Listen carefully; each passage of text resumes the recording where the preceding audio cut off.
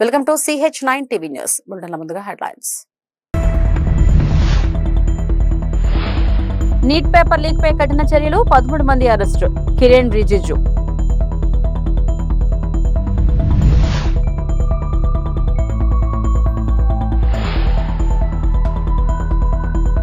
Neat వివాదంపై ప్రధాని క్షమాపణ చెప్పాలి, రాహుల్ గాంధీ.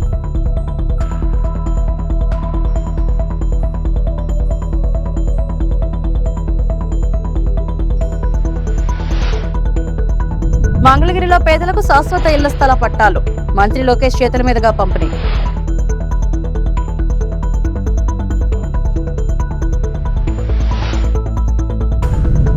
అక్రమ మైనింగ్ ఆపాలంటూ పంచదారులకు వైఎస్ఆర్సీపీ నేతల భారీ ర్యాలీ. నీట్ పరీక్షలో అక్రమాలపై ప్రధాని నరేంద్ర మోడీ కీలక వ్యాఖ్యలు చేశారు. అక్రమాల సమాచారం అందిన వెంటనే కేంద్ర ప్రభుత్వం తక్షణమే చర్యలు చేపట్టిందని కేంద్ర పార్లమెంటరీ వ్యవహారాల మంత్రి కిరణ్ రిజిజు తెలిపారు. ఈ కేసులో 13 మందిని అరెస్టు చేసి జైలుకు పంపినట్లు ఆయన వెల్లడించారు. విద్యార్థుల భవిష్యత్తును దృష్టిలో ఉంచుకుని వెంటనే రీ ఎగ్జామ్ నిర్వహించి ఫలితాలను కూడా ఆలస్యం లేకుండా ప్రకటించామని చెప్పారు. భవిష్యత్తులో ఇలాంటి ప్రశ్నాపత్రాల లీకేజీలు జరగకుండా కఠిన చర్యలు అమలు చేస్తున్నామని, దోషులకు కఠిన శిక్షలు విధించడంతో పాటు పూర్తిస్థాయి భద్రతతో కూడిన ఫుల్ ప్రూఫ్ పరీక్షా వ్యవస్థను ఏర్పాటు చేయాలని ప్రధాని సూచించినట్లు కిరణ్ రిజిజు వెల్లడించారు. आज एनडीए पार्लियामेंट्री पार्टी का मंगल मिलन ट्यूसडे को जो मिलना होता है, आज सब मिला और प्रधानमंत्री जी ने सबको मार्गदर्शन भी दिया है. सबसे पहले आज मंगल मिलन में जो नए राज्यसभा सदस्य चुन के आए हैं उनका भी हमने जिक्र किया, उनको हमने शुभकामनाएं दी कि वो अच्छा काम करे संसद में. आदरणीय नितिन नवीन जी भी भारतीय जनता पार्टी का अध्यक्ष बनने के बाद राज्यसभा सदस्य बनकर के आज पहले बार मीटिंग में भाग लिया. मीटिंग बहुत अच्छी रही. आदरणीय प्रधानमंत्री जी ने कई महत्वपूर्ण मुद्दों पर इस मंगल मिलन में एनडीए पार्लियामेंट्री पार्टी को संबोधित किया, मार्गदर्शन दिया है. सबसे पहले आदरणीय प्रधानमंत्री नरेंद्र मोदी जी ने जो देश ने इस कुछ महीने के अंदर में जो सफलता प्राप्त किए हैं उनके बारे में जानकारी दिया है और कई देशों के साथ फ्री ट्रेड एग्रीमेंट किए हैं, उसका भी प्रधानमंत्री जी ने जानकारी दिया. फ्री ट्रेड एग्रीमेंट कई देशों के साथ भारत ने किया है, उस पर आदरणीय प्रधानमंत्री जी ने कहा है जितना भी फ्री ट्रेड एग्रीमेंट हुए हैं उसमें किसानों को लेकर के కిసానో కా ఇంట్రెస్ట్. నీట్ పరీక్ష అంశంపై ప్రధాని నరేంద్ర మోడీ మౌనం వీడాలని కాంగ్రెస్ ఎంపీ రాహుల్ గాంధీ డిమాండ్ చేశారు. ఈ నాటకాన్ని ఆపండి అంటూ కేంద్ర ప్రభుత్వ తీరును ఆయన తీవ్రంగా విమర్శించారు. నీట్ పరీక్షలో అక్రమాలు, విద్యార్థుల ఆందోళనపై ప్రధాని ఇప్పటికీ స్పందించకపోవడం బాధ్యతారాహిత్యమని రాహుల్ గాంధీ ఆరోపించారు. ఈ వ్యవహారంపై దేశ విద్యార్థులకు ప్రధాని క్షమాపణ చెప్పాలని ఆయన డిమాండ్ చేశారు. విద్యార్థుల భవిష్యత్తుతో రాజీ పడకుండా పరీక్షల నిర్వహణలో పూర్తి పారదర్శకతను తీసుకురావాలని కేంద్ర ప్రభుత్వాన్ని రాహుల్ గాంధీ కోరారు. That this is no way to treat the young people of this country. The young people of this country do not have any opportunities. All the doors are closed. There is only one door which is open, which is the door of the competitive exam, and that door is also destroyed.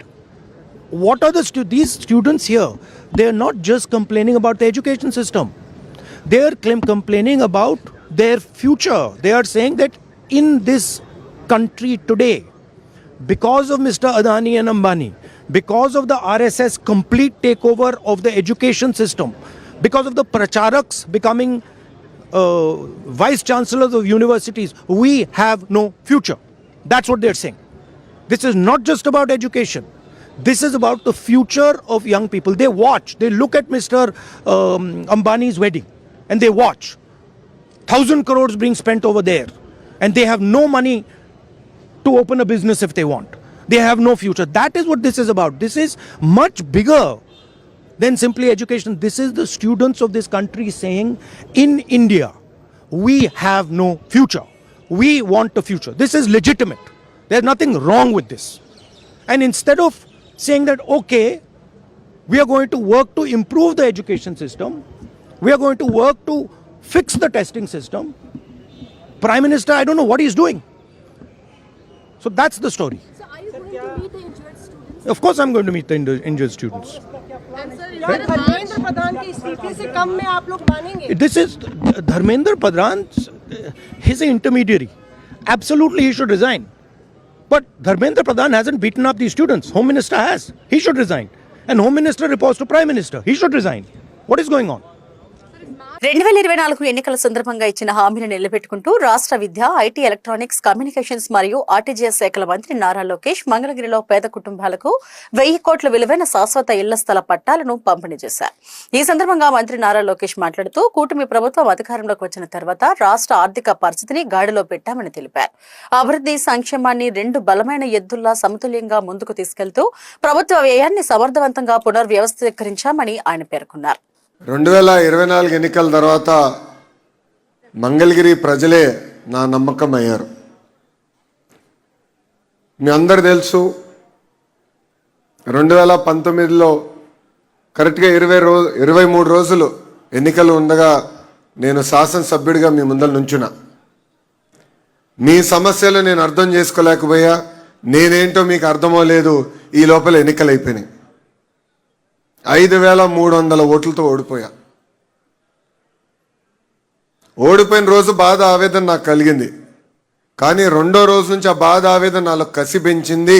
ఇక్కడనే మళ్ళీ పోటీ చేయాలి, మీ మనసు గెలుచుకోవాలని ఆనాడు నా ప్రయాణం ప్రారంభించా.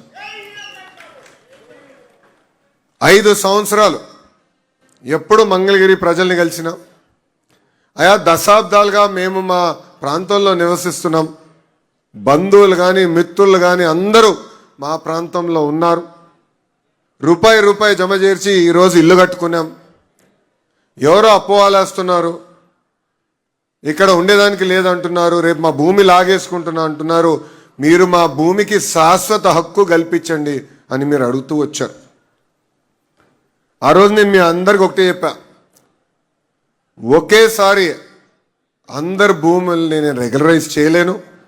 ఎందుకంటే కొన్ని అటవీ శాఖ కింద ఉంటాయి, కొన్ని కొండ పోరంబోకని ఉంటాయి, అనేక క్లాసిఫికేషన్స్ కింద ఉంటాయి. కానీ తప్పనిసరిగా ఇచ్చిన హామీ 5 సంవత్సరాలు నేను నిలబెట్టుకుంటా అన్నాను. ఈరోజు 2వ విడత కింద 3000 కుటుంబాలకి శాశ్వత భూ హక్కు కల్పిస్తున్నా. భూమి మీది, మీరే ఉంటున్నారు, ఇల్లు కట్టుకుని నివసిస్తున్నారు, కానీ తాకట్టు పెట్టే పరిస్థితి లేదు. భయంతో మీరు బతికారు. ఎవరో వస్తారంట, ఎవరో బీకేస్తారంటనా దశాబ్దాలుగా ఒక భయంలో మీరు బతికారు. ఈరోజు ఆ భయం అనేది పోతుంది. అది మీకు శాశ్వత హక్కు ఆ భూమి పైన ఈరోజు కూటమి ప్రభుత్వం మీకు కల్పిస్తుంది. నీటి ప్రాధాన్యాన్ని అన్న ఎన్టీఆర్ నుంచి చంద్రబాబు వరకు గుర్తించారని మంత్రి నిమ్మల రామనాయుడు అన్నారు. ఒకవైపు వెంటిలేటర్ పై ఉన్న ఆర్థిక వ్యవస్థ, మరోవైపు విధ్వంసమైన ఇరిగేషన్ ను అప్పగించారంటూ వైసీపీపై విరుచుకుపడ్డారు. ఆంధ్రప్రదేశ్ లో 2028 నాటికి 36 కీలక సాగునీటి ప్రాజెక్టులను పూర్తి చేసే లక్ష్యంతో ప్రభుత్వం ఇరిగేషన్ క్యాలెండర్ ను రూపొందించింది. ఈ విషయాన్ని జలవనరుల శాఖ మంత్రి నిమ్మల రామనాయుడు వెల్లడించారు. పోలవరం ప్రాజెక్టును 2027 నాటికి పూర్తి చేయడమే ప్రభుత్వ లక్ష్యమని ఆయన తెలిపారు.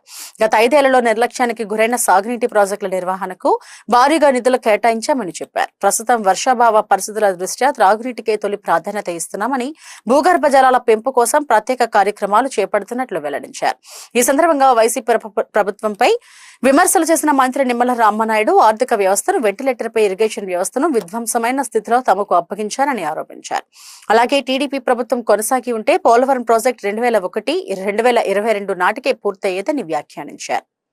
సరే, ఈ ప్రాధాన్యత ప్రాజెక్టుల్ని ప్రారంభించడం ఎంత ముఖ్యమో పూర్తి చేయడం కూడా అంతే ముఖ్యం అనేటువంటి విధంగా ఒక ఇరిగేషన్ క్యాలెండర్ను కూడా మరి మేము రూపొందించుకుని ముందుకెళ్తున్న విషయాన్ని కూడా మీ ద్వారా ఈ సందర్భంగా తెలియజేసుకుంటూ, అదేవిధంగా ఈ రకంగా మన ప్రాజెక్టులు నిర్మాణం చేసుకున్నా, అదేవిధంగా రిజర్వాయర్లు నిర్మాణం చేసుకున్నా, కాలువలు డ్రైన్స్ నిర్మాణం చేసుకున్నా, ఈ వేల కోట్ల రూపాయలు చేసి నిర్మాణం చేసుకునేటువంటి ప్రాజెక్టుకి, కాలువకి, డ్రైన్కి, లాకులకి, షట్టర్లకి ప్రతి సంవత్సరం కూడా మెయింటెనెన్స్ లేకపోతే ఆ ప్రాజెక్టు కానీ, ఆ కాలువ కానీ, డ్రైన్ కానీ మనకి ఉపయోగపడినటువంటి పరిస్థితి.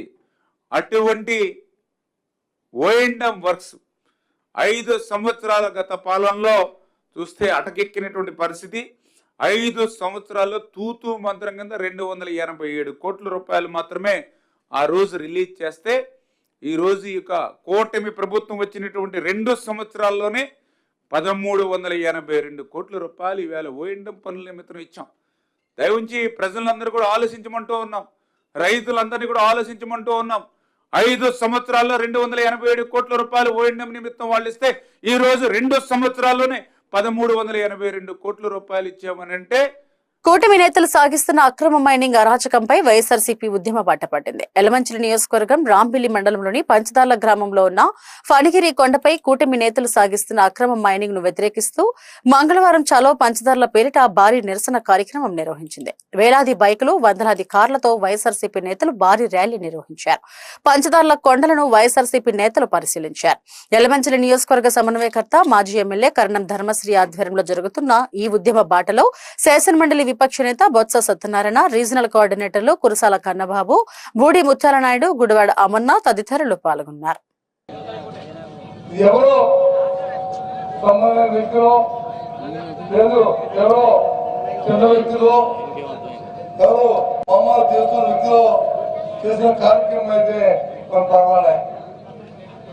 ఏదో తెలుసో తెలిసి కక్కుర్చుకోలేతే వాళ్ళ దీనికి చేశారని వాళ్ళు అనుకోవచ్చు, వాళ్ళ సలహాల కోసం.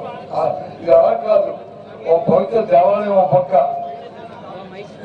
వచ్చి ఈ ప్రభుత్వంలో, కూటమి ప్రభుత్వంలో అక్రమంగా ఉంటున్న మరి పార్లమెంట్ సభ్యుడు, ఈ కూటమి ప్రభుత్వంలో ఉంటున్న అక్రమంగా ఉంటున్న శాసనసభ్యుడు ఇద్దరు భాగస్వాములై ఆ పవిత్ర దేవాలయాన్ని నేరస్తుగా జరుగుతుండడంలో రాష్ట్ర ప్రధానికి కనుగొట్టుకున్నట్లనే ఇక్కడికి వచ్చాం.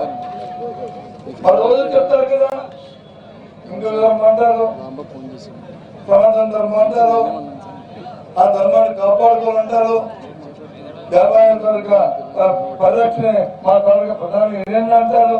ఎక్కడుంది మీ ప్రధాని ఏంటంట? కూటమి నాయకులు అడుగుతున్నాం, ఇవాళ ప్రజలు అడుగుతున్నాం, ఎక్కడ ఉంది మీరు సనాతన ధర్మం? రండి రండి చూడండి, ఉంటే చూడండి. అందుకే ఈ మీడియాని తీసుకొచ్చాం. ఇక్కడికి వచ్చా మేము వచ్చిన 1000-2000 మంది కొంచెం కాల్ వచ్చింది.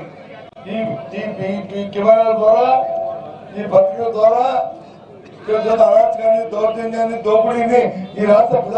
గుంటూరు కృష్ణబాబు కాలనీలో ఓ మహిళను వివస్త్రణ చేసి దాడి చేసిన ఘటనపై వైఎస్ఆర్సీపీ నేతలు తీవ్ర ఆగ్రహం వ్యక్తం చేశారు. ఈ ఘటనలో స్థానిక ఎమ్మెల్యే గల్లా మాధవి పాత్రపై తాము చేసిన ఆరోపణలకు కట్టుబడి ఉన్నామని గుంటూరు జిల్లా వైఎస్ఆర్సీపీ అధ్యక్షుడు అంబటి రాంబాబు స్పష్టం చేశారు.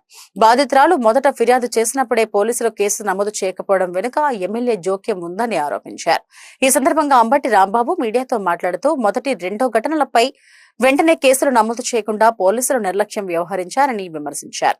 వీడియోలు బయటకు వచ్చిన తర్వాతే పోలీసులు స్పందించారని, ఆ వీడియోలు బయటకు పంపిన మహిళనే ఇప్పుడు లక్ష్యంగా చేసుకుని ఆమె సెల్ ఫోన్ ను స్వాధీనం చేసుకోవడం దారుణమన్నారు. పరువు నష్టం దావా వేస్తానని ఎమ్మెల్యే గల్లా మాధవి చెబితే స్వాగతిస్తామని, ఏ న్యాయ పోరాటానికైనా సిద్ధమని స్పష్టం చేశారు. ఆ తర్వాత వెళ్లారు, మళ్ళా కంప్లైంట్ ఇచ్చారు, అయినా రిజిస్టర్ చేయలే. ఆ రోజు రిజిస్టర్ చేయలే, 1 గంట దాకా పెట్టారు. మరుసటి రోజు రిజిస్టర్ చేశారు.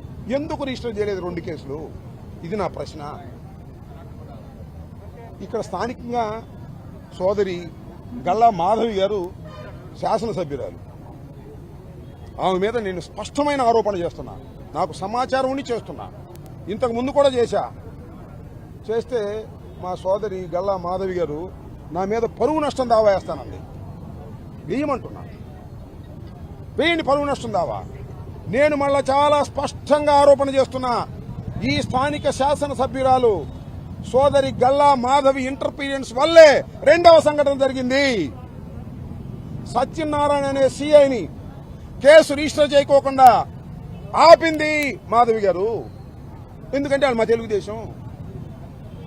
ఆ బట్టే రెండో సంఘటన జరిగింది. రెండో సంఘటన కూడా పూర్తి చేయాలని, 4 గోడల మధ్యనే నలిపేయాలని, బయటికి రాకూడదని చేశారు. దాన్ని కూడా నలిపేయడానికి ప్రయత్నం చేసింది మా సోదరి గల్లా మాధవి గారు. గల్లా మాధవి గారు చాలా తక్కువ మంది శాసనసభ్యులు మహిళలుంటే ఆమె ఒక మహిళా శాసనసభ్యురాలు. మన రాష్ట్రంలో గుంటూరులో ఎన్నుకున్నారు ఆమెని. జరిగింది మహిళకు అన్యాయం. హోంమంత్రి గారు మహిళ, జరిగింది మహిళకు అన్యాయం. లేదా యాక్షన్. నేను మళ్ళా అడుగుతున్నా, మొదటి సంఘటనప్పుడే పోలీసులు రియాక్ట్ అయి ఉంటే రెండవ సంఘటన జరిగేది కాదని చెప్పమంటున్నా. దీనికి కారణం స్థానిక శాసనసభ్యురాలు గల్లా మాధవి స్పష్టంగా ఆరోపణ చేస్తున్నా. ఏ ముసుగులో గుద్దులాట్లేదు, కన్ఫ్యూజన్ లేదు, స్పష్టంగా చేస్తున్నా. బికాజ్ ఆఫ్ యూ సోదరి మాధవి, బికాజ్ ఆఫ్ యూ ఒక మహిళను నడి రోడ్డు మీద బట్టలోడదీసి నుంచోబెట్టారు. మీ తెలుగుదేశం కార్యకర్తలు, మీ తెలుగుదేశం నాయకులు ఊరిని ఒక లెటర్ రాసేసి వాడిని సస్పెండ్ చేసినట్టు సరిపోద్దా? రాజీ చేయడానికి ప్రయత్నం చేయాలా? అన్నమయ్య జిల్లా గాలివీడు మండలంలో జరిగిన భారీ దొంగతనం కేసును పోలీసులు కేవలం 48 గంటల్లోనే ఛేదించారు. అన్నమయ్య జిల్లా ఎస్పీ ధీరజ్ కునుబిల్లి ఆదేశాల మేరకు రాయచోటి డీఎస్పీ కృష్ణమోహన్ మీడియా సమావేశంలో వివరాలు వెల్లడించారు. పాత కక్షలు, ఆర్థిక ఇబ్బందులు మరియు అక్రమ ఆస్తి సంపాదన చేయాలనే లక్ష్యంతో అయిన వారికే కన్నం వేయడానికి ప్రయత్నించి అడ్డంగా దొరికిపోయారని డీఎస్పీ తెలిపారు. ముద్దాయి చెప్పలి కాశీ స్వయానా ఫిర్యాదుదారుడు దగ్గర బంధువు అని, వీరి మధ్య గల పాత కక్షల నేపథ్యంలో ఇంటిలో ఎవరూ లేని సమయంలో తిరుపతి ప్రాంతానికి చెందిన తన స్నేహితుడు మారిశెట్టి సాయి కుమార్ ను ఇరువురు కలిసి దొంగతనానికి పాల్పడినట్లు పోలీసులు తెలిపారు. సాంకేతిక పరిజ్ఞానం ఉపయోగించి గాలివీడులోని రెడ్డివారిపల్లె క్రాస్ వద్ద దొంగతనానికి పాల్పడ్డ 2 ముద్దాయిలను అరెస్టు చేసి వారి వద్ద నుంచి 210 గ్రాముల బంగారు, ద్విచక్ర వాహనం మరియు ఒక ఇనుపరాటును స్వాధీనం చేసుకున్నట్లు డీఎస్పీ కృష్ణమోహన్ తెలిపారు. చాకచక్యంగా వ్యవహరించి 48 గంటల్లోపే దొంగతనం కేసును ఛేదించిన సీఏ కృష్ణంరాజు నాయక్, ఎస్ఐ నరసింహారెడ్డి మరియు సిబ్బందిని డీఎస్పీ ప్రత్యేకంగా అభినందించారు. తర్వాత దర్యాప్తులో భాగంగా వాళ్ళు టెక్నికల్ గా అన్ని రకాలుగా దీంట్లో దర్యాప్తు చేసి ఈరోజు ఉదయం ఈ కేసులో చోరీకి పాల్పడిన చెప్పలి కాశీ, తర్వాత సాయి కుమార్ తిరుపతి, ఈ కాశీ అనేది గాలివీడు, ప్రస్తుతం అతను కూడా తిరుపతిలోనే ఉంటాడు. ఇద్దరిని కూడా లగ్రెడ్డిపల్లి సిఏ గారు కృష్ణరాజు నాయక్ గారు, తర్వాత గాలివీడు ఎస్ఐ గారు నరసింహారెడ్డి గారు, తర్వాత వాళ్ళ సిబ్బంది అందరు కలిసి వాళ్ళు రాబడిన సమాచారం మేరకు వాళ్ళని రెడ్డివారిపల్లి క్రాస్ రోడ్డు దగ్గర గాలివీడు మండలంలో అరెస్ట్ చేయడం జరిగింది. అరెస్ట్ చేసి వాళ్ళ దగ్గర ఈ యొక్క 21 తులాలు ఏదైతే చోరీకి గురైందో మొత్తం ప్రాపర్టీ ఇంటాక్ట్గా వాళ్ళ దగ్గర రికవరీ చేయడం జరిగింది. తర్వాత దీని విలువ సుమారు 30 లక్షల రూపాయలు ఉంటుంది. వీళ్ళని ఇప్పుడు మేము ఇది దర్యాప్తు అంతా పూర్తి అయిన తర్వాత గౌరవ కోర్టుకి హాజరుపరుస్తాము. దీంట్లో ఈ యొక్క చెప్పలి కాశీ అనేతను ఈ యొక్క ఫిర్యాదు వాళ్ళకి బంధువు అవుతాడు. తర్వాత ఈ సాయి అనేతను కాశీకి స్నేహితుడు. వీళ్ళిద్దరు కలిసి ఈ నేరానికి పాల్పడడం జరిగింది. తర్వాత దీంట్లో గాలివీడి యొక్క సిబ్బంది ఎస్ఐ గారు, మళ్ళీ సిఐ గారు దీంట్లో చాకచక్యంగా నేరం జరిగిన 45 గంటల్లోనే వీళ్ళు అరెస్ట్ చేయడం జరిగింది. దీని విషయమై మా అన్నమయ్య జిల్లా ఎస్పీ గారు శ్రీ ధీరజ్ కునుబిల్లి ఐపీఎస్ గారు కూడా ఎస్ఐ గారిని, సిబ్బందిని, సిఐ గారిని అందరినీ ఇప్పుడు ఈ దర్యాప్తు పూర్తి అయితే కోర్టులో హాజరుపరచడం జరుగుతుంది. Thank you. దేవాదుల ప్రాజెక్టులో నీరు ఉన్నప్పటికీ మోటార్లు ఆన్ చేయకపోవడం కాంగ్రెస్ ప్రభుత్వ నిర్లక్ష్యమేనని బీఆర్ఎస్ సీనియర్ నేత హరీష్ రావు ఆరోపించారు. వరంగల్ జిల్లాలో 3.17 లక్షల ఎకరాలకు సాగునీరు అందించేందుకు బీఆర్ఎస్ ప్రభుత్వం దేవాదుల ప్రాజెక్టును పూర్తి చేసిందని ఆయన తెలిపారు. మోటార్లు ప్రారంభిస్తే సాగునీటితో పాటు త్రాగునీటి సమస్య కూడా పరిష్కారం అవుతుందన్నారు. గత ఏడాది 8 కోట్ల నిర్వహణ బిల్లులు చెల్లించకపోవడంతో దేవాదుల ప్రాజెక్టు మోటార్లు 50 రోజులు ఆలస్యంగా ప్రారంభించారని, దీనివల్ల సుమారు 800 కోట్ల విలువైన పంట నష్టం జరిగిందని హరీష్ రావు ఆరోపించారు. ఎన్ని నీళ్లు పోయినాయండి? దేవాదుల సమ్మక్క బ్యారేజ్ నుంచి జూన్ 1వ తేదీ నుంచి ఇవాళటి వరకు అంటే 51 రోజులు. ఈ 51 రోజుల్లో తరలిన నీళ్లు, కిందికి జారి విడిచిపెట్టిన నీళ్లు 105 టీఎంసీలు, 105 టీఎంసీ సమ్మక్క బ్యారేజ్ నుంచి కిందికి ఆంధ్రప్రదేశ్ వైపు వెళ్ళిపోయినాయి. నువ్వు ఎత్తింది ఎంత? 1.9 టీఎంసీ, 1.9 టీఎంసీలు. నువ్వు ఎత్తగలిగే అవకాశం ఎంత? 12 టీఎంసీలు ఎత్తొస్తుండే. రోజుకు 0.25 టీఎంసీ దేవాదుల నుంచి ఎత్తొచ్చు. 10 మోటార్లు నడిస్తే రోజు 0.5 టీఎంసీ నీళ్లు ఎత్తొచ్చు. 4 రోజులకు 1 టీఎంసీ ఎత్తొచ్చు. 50 రోజులంటే దాదాపు 12 టీఎంసీలు ఎత్తే అవకాశం ఉండే. నువ్వు ఎత్తింది ఎంత? 1.9 టీఎంసీ. నువ్వు 12 టీఎంసీలు ఎత్తగలిగే అవకాశం ఉంటే కనీసం 2 టీఎంసీలు కూడా ఎత్తలే మిస్టర్ రేవంత్ రెడ్డి నువ్వు. Is it not criminal negligence? నీ భాషలో చెప్పాలంటే నేనేం చేయాలి? నువ్వు చెప్తావు కదా ఉరి తీయాలి. ఎవరు తీయాలి ఇప్పుడు ఉరి? 12 టీఎంసీలు ఎత్తగలిగే దేవాదుల్లో 2 మాత్రమే ఎత్తి 10 కిందికి జార విడిచినందుకు నీ ప్రభుత్వానికి ఏం శిక్ష వేయాలో నువ్వే చెప్పు ఇప్పుడు. అరే ఇన్ని నీళ్లు ఉండగా నువ్వు ఎత్తవా? ఇదేనా రైతుల మీద ప్రేమ నీకు? ఇదేనా రైతుల పట్ల నీకు ఉండేటువంటి చిత్తశుద్ధి? ఇదేనా తెలంగాణ హక్కులు కాపాడే పద్ధతి? కళ్ళ ముందు నీళ్లు పోతున్నా వాటిని ఎత్తిపోయలేనటువంటి దుస్థితి ఎందుకు వచ్చింది కాంగ్రెస్ పార్టీకి? అదెంత? గా చిన్న మోటార్లు నడపడానికి కరెంట్ సరఫరా చేసే తెలివి లేదా? గా చిన్న దేవాదుల ప్రాజెక్టును నిర్వహించేటువంటి మన కెపాసిటీ ప్రభుత్వానికి లేదా? నీకు చిత్తశుద్ధి లేదా? హైదరాబాద్ లోని ప్రసిద్ధ బల్కంపేట ఎల్లమ్మ తల్లి వార్షిక కళ్యాణ మహోత్సవం మంగళవారం అత్యంత వైభవంగా ప్రారంభమైంది. ఆషాఢ మాసం తొలి మంగళవారం నిర్వహించే ఈ పవిత్ర వేడుకకు తెలంగాణతో పాటు ఇతర రాష్ట్రాల నుంచి కూడా లక్షలాది మంది భక్తులు తరలివచ్చారు. ఆలయం కళ్యాణ మండపాన్ని సుందరంగా అలంకరించగా ప్రభుత్వం, దేవాదాయ శాఖ, ఆలయ అధికారులు భక్తులకు ఎలాంటి ఇబ్బందులు తలెత్తకుండా విస్తృత ఏర్పాట్లు చేశారు.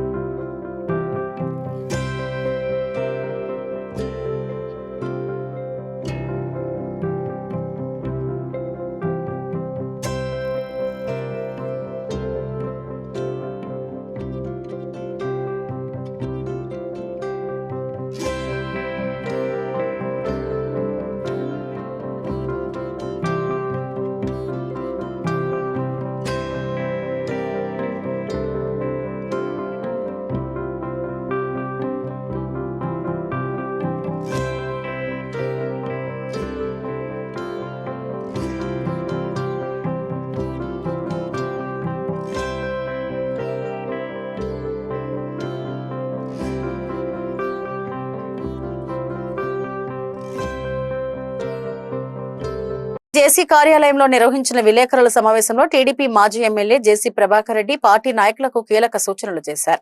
ఈ సందర్భంగా ఆయన మాట్లాడుతూ ముఖ్యమంత్రి నారా చంద్రబాబు నాయుడు, మంత్రి నారా లోకేష్ రాష్ట్ర అభివృద్ధి కోసం రేయింబవళ్లు కష్టపడుతున్నారని అన్నారు. ప్రభుత్వం అమలు చేస్తున్న అభివృద్ధి కార్యక్రమాలు, సంక్షేమ పథకాలను ప్రజల్లోకి తీసుకెళ్లడం ప్రతి టీడీపీ నాయకుడి బాధ్యత అని స్పష్టం చేశారు. ప్రభుత్వం కాలువల అభివృద్ధి, సంక్షేమ పథకాలు, మౌలిక సదుపాయాల కల్పన వంటి అనేక కార్యక్రమాలను అమలు చేస్తుందని, వాటిని ప్రజలకు సమర్థవంతంగా వివరించడంలో పార్టీ నాయకులు మరింత చురుకుగా వ్యవహరించాలని సూచించారు. ఇటీవల వైఎస్ఆర్సీపీ చేపట్టిన హంద్రీనివా కార్యక్రమంపై కూడా పార్టీ తరపున వాస్తవాలను ప్రజలకు వివరించాల్సిన అవసరం ఉందన్నారు. ప్రభుత్వం చేస్తున్న మంచి పనులను ప్రజల్లోకి తీసుకెళ్లడంతో పాటు ప్రతిపక్షం చేసే ఆరోపణలకు ఆధారాలతో సమాధానం ఇవ్వాలని పేర్కొన్నారు. కేవలం రీల్స్, ఫ్లెక్సీలు, పదవుల కోసం కాకుండా ప్రజల మధ్య ఉండి పార్టీ సిద్ధాంతాలు, ప్రభుత్వ అభివృద్ధి కార్యక్రమాలను విస్తృతంగా ప్రచారం చేయాలని జేసీ ప్రభాకర్ రెడ్డి పార్టీ నాయకులకు పిలుపునిచ్చారు. మేము పోయినాం బాధ్యతగా. ఎందుకు? పుట్లూరు, ఎల్లనూరు మండలానికి నీళ్లు రావాలంటే ప్రతిసారి మేమే పోరాడుతున్నాం. పోయి కాంట్రాక్టర్తో మాట్లాడి ఉన్నాడు, పోయి కాంట్రాక్టర్ని అడగండి. మేము డబ్బులు ఇస్తామని ఎవరైనా వస్తాము చేస్తామంటే నువ్వు ఈ సంబంధం లేదు, నీ కాన్స్టిట్యూన్సీ కాదు, నీ కాన్స్టిట్యూన్సీ ఏం చేసుకుంటారా? ఎందుకు మాట్లాడరు? ఒక్కడు నోరెత్తడంలే. ఏదో చేయాల పెద్ద వాడు చిన్నబాబు అవసరం పడి వస్తున్నారు, నిద్ర లేకుండా వాళ్ళు. మనం చెప్పుకోలేని పరిస్థితులు ఉన్నాం. ఇంట్లో జరుగుతానే పడి నేను చాలా నోరు మారేసుకోవాల్సి వస్తుంది. ఏదానికి కూడా ఏదానికి చేతలేదు మీకు. పదవులు కావాలి మీకు, రీల్స్ కావాలా, ఫ్లెక్సీలు. రీల్స్ ఫ్లెక్సీలతో ఎవరు చూసేవాడు లేడు. చూసానబ్బా రోజు తట్టుకోలేకుండా రీల్స్ ఫ్లెక్సీలు తగ్గించుకోండి. జవాబులు ఏంటి? చంద్రబాబు నాయుడు ఒక్క మాట అడగడానికి లేదు. కూటమి ప్రభుత్వం కష్టపడుతుంది, పనిచేస్తుంది. మరి విశ్వేశ్వరరెడ్డి గారిని అడుగుతానా? అన్నా నువ్వు అంతో ఎంతో తెలుసు దాని గురించి ఆలోచిస్తాను. ఎంతవరకు మీరు మీ పొంద నాయకులు అంటారే ఒకరిని ఎందుకు నిందిస్తారు? అంతా పోయినారబ్బా. మా ఎల్లూరు మండలం వాళ్ళు పుట్లూరు మండలం పోయినారు, పందం కడతా. దాని బదులు రాజశేఖర రెడ్డి గారు ఈ 2 దీని చెరువులకు అప్రూవ్ చేసిపోతే అప్పుడు కాలే. మరి జగన్ రెడ్డిని అడిగి అది చేయించకూడదా? ఎవరికి? బొప్పవేల చెరువు కూడా వస్తాయి నీళ్ళు. యాడ్ నుంచి వస్తాయి నీకు తెలియదు. అట్లా చూద్దామంటే మేము డబ్బులు ఇస్తామన్నాం. ఈ పొద్దు ఇవి ఇప్పటివరకున్న బులెటిన్ అప్డేట్స్. నమస్తే.